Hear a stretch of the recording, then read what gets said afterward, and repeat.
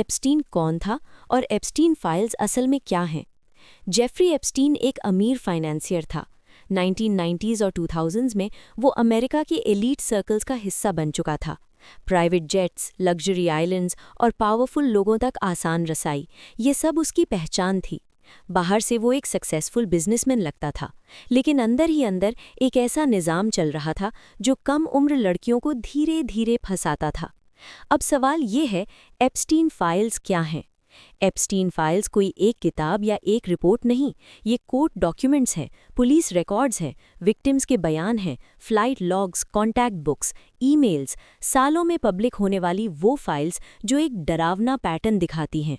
ये सिर्फ एक दो वाक़यात नहीं थे, ये एक सिलसिला था जो बार बार रिपीट होता रहा। नाम एप्स्टीन फाइल्स तब मशहूर हुआ जब 2019 के बाद धीरे धीरे सील्ड रिकॉर्ड्स और इन्वेस्टिगेशन डॉक्यूमेंट्स अनसील्ड होने लगे। मीडिया ने इन सब को मिलकर एप्स्टीन फाइल्स कहना शुरू कर दिया, जैसे छुपे हुए राज फाइल्स के साथ खुल रहे हों। विक्टिम्स के बयान के मुताबिक एप्स्टीन का तरीका बहुत धीमा और बहुत प्लानिंग से भरा होता था। कम उम्र लड़कियों को छोटा काम कहकर बुलाया जाता, मसाज, सफाई या बस किसी और लड़की को लाना। पहली दफ़ा अकेले कमरे में छोड़ दिया जाता, टेबल पर पैसा होता और कहा जाता बस इतना सा काम है। फिर रूल्स बदलने लगते धीरे धीरे, बस थोड़ा और, किसी को बताना मना है वरना पैसा नहीं मिलेगा। इसी तरह डर, कन्फ्यूजन और पैसे का ट्रैप तैयार होता। कई लड़कियों ने बताया कि पहली बार के बाद दोबारा बुलाया गया, फिर तीसरी बार और फिर कहा गया और बच्चियां लाओ। यहीं से ये एक सिस्टम बन जाता था। फ्लोरिडा पुलिस रिकॉर्ड्स में एक एम्प्लॉय का बयान मिलता है जिसका काम पैसे गिनकर रखना, कमरे साफ करना और रह जाने वाली चीज़ों को ठिकाने लगाना था। 1996 में मरिया फार्मर ने रिपोर्ट की कि एप्स्टीन ने उसकी नाबालिग बहनों से मुताल्लिक तस्वीरें चुरा लीं, लेकिन केस आगे नहीं बढ़ा। 2005 में एक मां ने बताया कि उसकी 14 साल की स्टेप डॉटर को एप्स्टीन के घर ले जाया गया। यही केस बाद में इन्वेस्टिगेशन की बुनियाद बना। 2007 के ड्राफ्ट इंडाइटमेंट में प्रोसिक्यूटर्स ने लिखा कि एप्स्टीन कम्युनिटी के लिए खतरा है और अंडरएज लड़कियों को बार बार फंसाता है।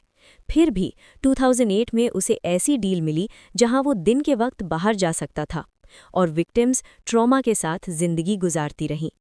2019 के डॉक्यूमेंट्स में कम से कम 24 विक्टिम्स के बयान सामने आए।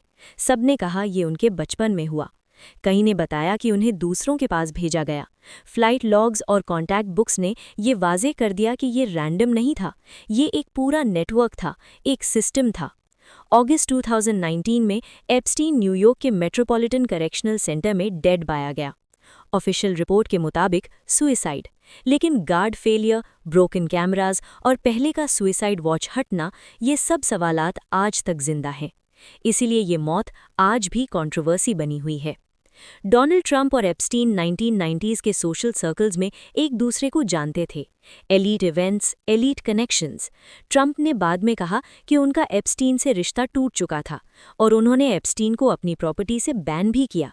एप्स्टीन फाइल्स में ट्रंप का नाम कॉन्टैक्ट्स के हवाले से आता है, लेकिन ऐसा कोई रिकॉर्ड सामने नहीं आया जो उन्हें एप्स्टीन के क्राइम से सीधा जोड़े। ये फ़र्क समझना बहुत ज़रूरी है। एप्स्टीन फाइल्स हमें ये याद दिलाती है कि जुर्म सिर्फ एक आदमी तक महदूद नहीं होता। जब सिस्टम, पैसा और ताकत मिलकर खामोशी इख्तियार कर लें तो विक्टिम्स की आवाज़ दब जाती है। ये कहानी सिर्फ एप्स्टीन की नहीं, ये उन सब की कहानी है जिन्होंने देखकर भी चुप रहना बेहतर समझा।